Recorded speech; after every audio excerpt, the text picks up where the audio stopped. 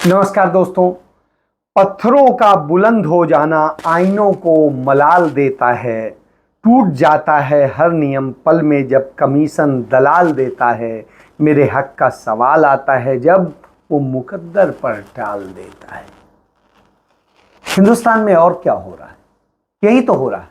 इसी बात को अशोक रावत जी ने अपने इन शब्दों में कहा है और उन्होंने जो बताया है वो अपने आप में तमाम सारी चीजों को खड़ा करता है। अब देखिए, जिस तरीके से हिंदुस्तान में व्यवस्था का संचालन किया जा रहा है, सिस्टम, वो सिस्टम क्या कर रहा है? वो सिस्टम आपके हक की बात नहीं करता, वो सिर्फ अपनी बात करता है। आप देखिए, हमारे लिए बड़े गर्व की बात है कि चंद्रायन जा करके चंद्रमा में अपना उसने स्टैंड लगाया है और जब वो वहां पर पहुंचता है, वहां से तस्वीरें भेजना शुरू करता है, तो निश्चित रूप से हमारे लिए सुखद माहौल पैदा। क्यों हुआ ऐसा? क्योंकि नेहरू ने वो मंदिर, मस्जिद, गुरुद्वारे, मूर्तियां नहीं बनवाई। नेहरू ने वो संस्थान बनाए जहां से पढ़ के इस इसरो के तमाम वैज्ञानिक निकले। इसरो बनाया, जिस इसरो से आज यह हमें सफलता हासिल हुई है। और यह सफलता एक दिन की नहीं, कितनी मेहनत से हुई। कभी साइकिलों से और चीजों से लाद करके कैसे हमारे वैज्ञानिकों ने काम किया था, पैसा नहीं होता था। नेहरू सब जगह जाकर के हाथ जोड़ते थे और कहते थे, बताइए आप देश बनाने में सहयोग नहीं करेंगे? तो तमाम लोग सहयोग करते थे। नेहरू ने अपना सब कुछ इस देश के लिए दे दिया था, बनाने के लिए दे दिया था, सारी संपत्ति दे दी थी। तो लोगों के आगे उदाहरण प्रस्तुत किया था, लिया नहीं था, दिया था। तब आईआईटी खड़े हुए, आईआईएम खड़े हुए। अब देखिए, कानपुर की आईआईटी जो खड़ी हुई, उसको तो हम इसलिए जानते हैं क्योंकि हमारा परिवार भी उससे जुड़ा हुआ है, कि अपनी जमीनें दी थी, फ्री ऑफ कॉस्ट दी थी कि हाँ बनाइए नेहरू जी। इसी तरीके से पवई, मुंबई का जो आईआईटी है, उसके लिए जमीन दी थी लोगों ने। इसी तरीके से एम्स बनाने के लिए जमीन दी थी। तमाम सारे लोगों ने न जाने क्या क्या दिया इस देश।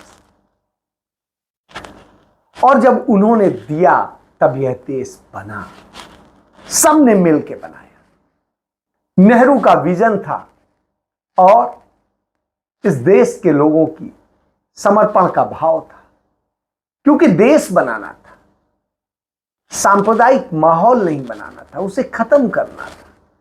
बहुत सारे लोगों ने अपने नाम के आगे जाति लिखना बंद कर दिया था कि नहीं, एक समय आएगा, यह सोच थी कि जाति धर्म सब विहीन समाज होगा, हम सब आपस में प्यार से रहेंगे, भाईचारे के गीत गाए जाते थे। हुआ क्या? आज हमारी सरकार के लोग नफरत फैलाते हैं, नफरत के काम करते हैं। वो हमारे विद्यार्थियों की शिक्षा पर जोर नहीं देते हैं, वो उनको सस्ती और मुफ्त शिक्षा पर नहीं सोचते हैं, बल्कि वो एक एलीट क्लास की शिक्षा की व्यवस्था करते हैं जो ज्यादा से ज्यादा धन देता है, गरीब को मरने छोड़ देते हैं। उन्हीं सरकारी स्कूलों से निकले हुए ये साइंटिस्ट हैं आज इस ऊंचाई पर पहुंचे जो नेहरू की देन थी। लेकिन आज क्या हो रहा है? आज वो इंस्टीट्यूट नहीं, बल्कि दुकानें चल रही। सरकार भी दुकान लगाने लगी है, जहां फीस 100, 200, 400 रुपए होती थी, आज वो फीस 15 लाख, 20 लाख, 1 करोड़ होती है। इस तरह की स्थितियां हैं। कैसे आप करेंगे? भविष्य में कहां से तैयार करेंगे? इसरो के डायरेक्टर को 2.5 लाख रुपया सैलरी मिलती और प्रधानमंत्री का जो रोज का खर्च है, वो देश के तमाम सारे लोगों के हिसाब से यदि देख लें तो उनकी साल, 2 साल, 10 साल, 20 साल या पूरी जिंदगी की कमाई भी नहीं हो। इतना सिर्फ एक दिन का खर्च। लोग अपने बीमा कराते हैं कि 1 करोड़ का हमने बीमा करा लिया। प्रधानमंत्री रोजाना 5 करोड़ से अधिक खर्च करते हैं। आप सोचिए। और जब हम इन सब की बात करते हैं, सारी चीजें देखते हैं, तो आप ये देखिए, साइंस एंड टेक्नोलॉजी और सबके उसके रिसर्च के लिए टोटल भारत सरकार का, जो मोदी सरकार का बजट है, वही देख लीजिए। और उनके प्रचार पे जो खर्च होता है वो देख लीजिए।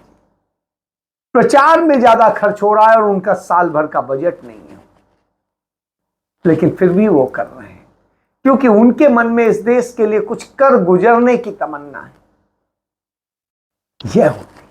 लेकिन इनके लोग क्या कर रहे हैं? मंत्री धर्मपाल है उत्तर प्रदेश में, वो इतने नवाब बन गए कि अपनी गाड़ी सीधे प्लेटफॉर्म पर चढ़वा के ले गए। तमाम यात्रियों में भगदड़ मच गई। अरे ये क्या हो गया? सब मंत्री जी है, कुछ भी करेंगे। उत्तर प्रदेश के ही एक जिले में ये हो समझ, ये मुलायम सिंह की सरकार नहीं है, समझ गए? ये मुलायम सिंह की सरकार नहीं है दरोगा जी, ठीक? ये भारतीय जनता पार्टी की सरकार है। बहुत मैं तुम्हारा बता दूंगा दरोगा जी, सब भूल जाओ कलाकारी, समझ गए? अरे सीधा नहीं रखो, बोले सीधा नहीं रखो।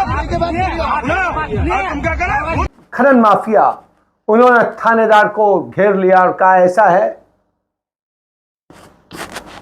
ये कर दूंगा,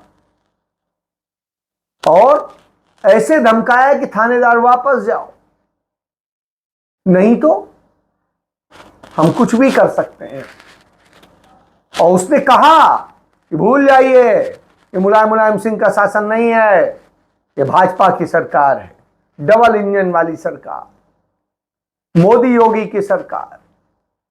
तो यह स्थिति है कि माफिया आज दबंगई दिखाते हैं, यानी चोर शोर मचा रहा है, इस तरह की स्थिति।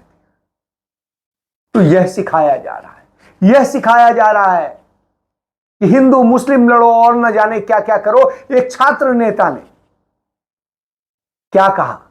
यदि इसरो के वैज्ञानिकों के पास में वो नहीं है तो बताएं, हम यहां से लौंडे भेज देंगे, चंद्रमा पे ले जाएं और कहीं जाएं, वहां घर बनाएं, और हम स्कॉर्पियो से आ जाएंगे। स्कॉर्पियो से जाएंगे? साहब इतने पढ़े लिखे लोग हैं। और भारतीय जनता पार्टी के सहयोगी दल के नेता राजभर क्या कहते हैं कि अरे वो जमीन पे उतरा है आकर के चंद्रयान, उन्हें यही नहीं पता जमीन पे नहीं उतरा, वहां गया है, हिंदुस्तान नहीं आया, हिंदुस्तान से गया है चंद्रमा पे। और तमाम था वहां पे उतर के हमारे लोग घूम रहे हैं। भैया वहां उसमें कोई आदमी नहीं गया है, वो सिर्फ रोबोटिक है और उससे गया है, वो अपने सिस्टम से काम कर रहा है, ना कि कोई इंसान गया है। अंतरिक्ष में सिर्फ राकेश शर्मा हमारे यहां से गए थे, उसके बाद में कुछ लोग अमेरिका के सहयोग से। तो यह आपको समझने की जरूरत है। इसके अलावा भी बहुत सारी चीजें हैं। तो आप नफरत फैलाते हैं, आप दूसरी चीजें करते हैं, लेकिन आप यह नहीं करना चाहेंगे, आप इस पर खर्च नहीं करना चाहिए। यही नतीजा है कि जब अफ्रीका में ब्रिक्स सम्मेलन में हिस्सा लेने नरेंद्र मोदी पहुंचे तो वहां गो बैक मोदी के नारे लगे।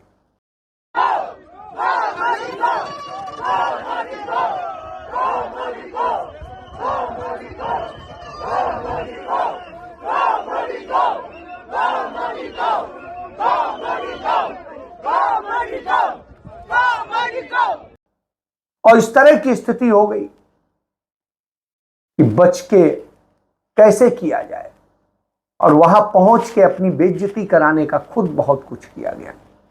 इसके अलावा आप शिक्षा पे बात नहीं करेंगे, आप स्वास्थ्य पे बात नहीं करेंगे, बेरोजगारी पे बात नहीं करेंगे, और तमाम सारी। तो युवा गलत दिशा में जाएगा ही। क्यों पढ़े?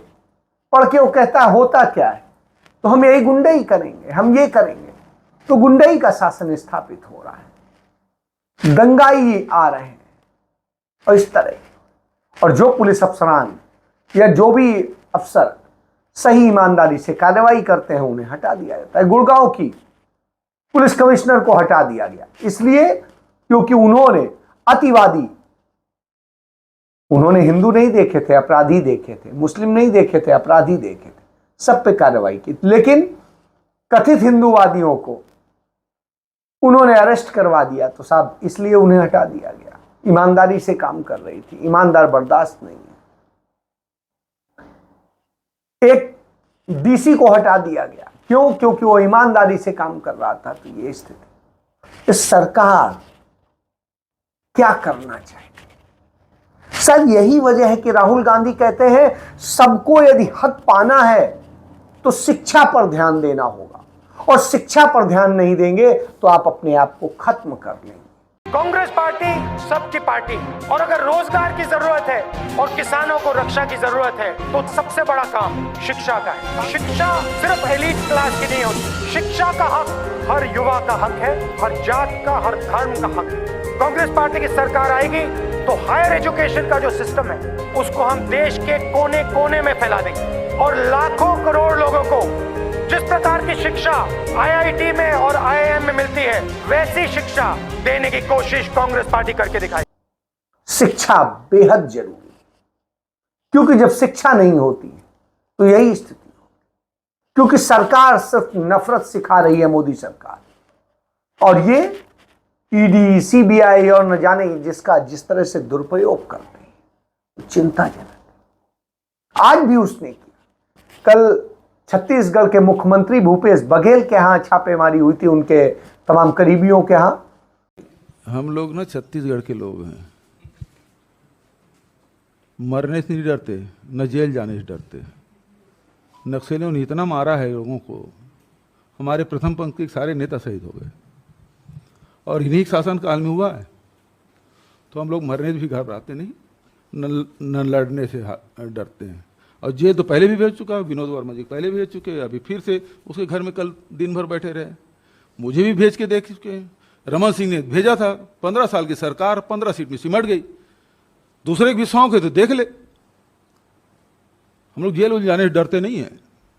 और आज कांग्रेस पार्टी के पूर्व मंत्री भारत भूषण के यहाँ, आंसू कहते हैं उनको, उनके यहाँ पर ईडी की रेड की गई। क्यों की गई? वो जेल में भी बेचारे, उनको आम आदमी पार्टी ने बंद रखा और सब कुछ रहा, उससे छूटे तो ये इनके अब जाल में। यानी दोनों मिलकर काम कर रहे हैं कि नहीं खत्म करना है कांग्रेस मुक्त भारत। बिल्कुल खत्म कीजिए भाई, लेकिन कम से कम इंसान तो बनिए। वो भी नहीं आप कर रहे हैं। आप तो इंसान से इंसान को मारेंगे, झूठ केसेस में फंसाएंगे और उसके बाद कहेंगे कि नहीं साहब ये गलत है, वो गलत है, वो गलत है। तो यह खेल चल रहा है। किस तरीके से कैसे दुरुपयोग होता है। कभी किसानों पे आम आदमी पार्टी की सरकार लाठीचार्ज कराती है और उसमें किसान मर जाता है। ये वही लोग हैं जो कहते थे कि किसानों के ऊपर अत्याचार नहीं होना चाहिए। सत्ता मिलते ही सारे अत्याचार इन्होंने शुरू कर दिए, मीडिया को लगाम लगा दी और न जाने क्या क्या किया। लेकिन दूसरी तरफ कांग्रेस अपने राज्यों में सिखा रही कैसे काम करना है। हिमाचल में बाढ़ आई हुई है, तमाम तबाही हो रही है, जाने कितने लोग मर गए हैं। केंद्र सरकार मदद के लिए पैसा नहीं दे रही है, लेकिन वहां का मुख्यमंत्री और वहां के सरकार के लोग लगे हुए हैं कैसे हर व्यक्ति को बचाया जाए, उसको किस तरीके से एक सुरक्षित किया जाए। दूसरी तरफ राजस्थान की सरकार इस पर लगी है कि गरीबी से लड़ने में कैसे सरकार मदद करे, आपको सहयोग करे, और उसके लिए काम कर रही है। और इसके बाद छत्तीसगढ़ की सरकार गरीबों, दलितों, आदिवासियों के लिए समर्पित है। उनके लिए तमाम योजनाएं शुरू की हैं, और यही नहीं, बालिकाओं को शिक्षा से लेकर के युवाओं तक की शिक्षा की व्यवस्था की है। अंग्रेजी स्कूल खोले हैं और न जाने क्या क्या किया है। ये उदाहरण है। कर्नाटक में आते ही सरकार ने तमाम सारी योजनाएं शुरू की हैं, कल्याणकारी योजनाएं। वो ये नहीं कर रहे हैं कि उसमें फोटो छाप के विज्ञापन ले रहे हो, कर रहे हो, और वो सच में काम करते हैं। यहां पर नेहरू के बनाए एनएफएल में बनी हुई खाद पर, उसकी बोरी पर मोदी अपनी फोटो लगा देते हैं। नेहरू के बनाए इंडियन ऑयल, भारत पेट्रोलियम और न जाने क्या क्या पे फोटो हर पेट्रोल पंप पे आपको मोदी की मिल जाएगी। वो फोटो दिखनी चाहिए, चमकनी चाहिए। फोटो के लिए वो किसी को भी मार देंगे, खत्म कर देंगे। लेकिन यह नहीं करते हैं कि जिन वैज्ञानिकों के नाम पे आज आपको पूरी दुनिया में सम्मान मिल रहा है, उनके लिए कुछ कीजिए, उनके लिए कीजिए जिससे आप कुछ बने, और उस सोच को डेवलप कीजिए। नेहरू ने यदि उस समय नहीं सोचा होता तो आज क्या होता?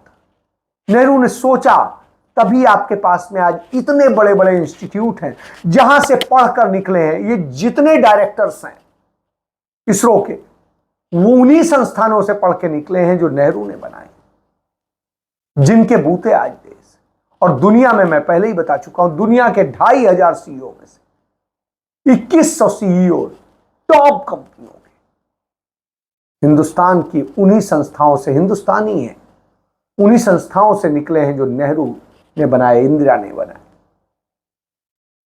आपको इसको समझना होगा। राजीव गांधी ने साइंस एंड टेक्नोलॉजी पर इतना जोर न दिया होता, तमाम सारी चीजें नहीं होती। आपको उनसे सीखना चाहिए। तो सीख तो आप सकते नहीं, नफरत जरूर फैलाएंगे, और नफरत भी इस हद तक कि खत्म कर दो, मार दो और न जाने क्या क्या। इसी बात की तकलीफ। हम चाहते हैं कि हमारा प्रधानमंत्री दुनिया में सम्मान पाए और कुछ अच्छा करे, इतिहास रचे, लेकिन वो इतिहास रच रहा है नफरत का, इतिहास रच रहा है अज्ञानता का, इतिहास रच रहा है प्रचार का, इतिहास रच रहा है बर्बादी का। अर्थव्यवस्था को नरक कर दिया है। तभी राहुल गांधी की जरूरत महसूस होती है, ऐसे व्यक्ति की जो आज इकलौता नेता है हिंदुस्तान के अंदर, जो शिक्षा, स्वास्थ्य और उसके उच्चीकृत उसकी बात करता है, जिसकी सोच वैश्विक है नेहरू की तरह, जो सोचता है गांधी की तरह हर आम आदमी की पीड़ा को, और करना चाहता है हर व्यक्ति के लिए नेहरू गांधी की तरह, इंदिरा की तरह, राजीव की तरह। इसीलिए वो आम जन को समझ रहा है, एक एक को समझ रहा है। गांधी, नेहरू, राजीव, इंदिरा, वो भी ऐसे ही समझते। वो एक उस सोच को जब तक नहीं अपनाएंगे कुछ नहीं हो सकता। यही वजह है कि प्रधानमंत्री नरेंद्र मोदी को ब्रिक्स सम्मेलन में अपमान देखना पड़ा, और इस अपमान से पूरा देश आहत, लेकिन खुश है नेहरू के बनाए उन तमाम संस्थानों से निकले उन वैज्ञानिकों पर नाज करता है जिन्होंने चंद्रायन वहां भेजकर भारत का नाम रोशन किया है, तिरंगा फहराया है। जय हिंद।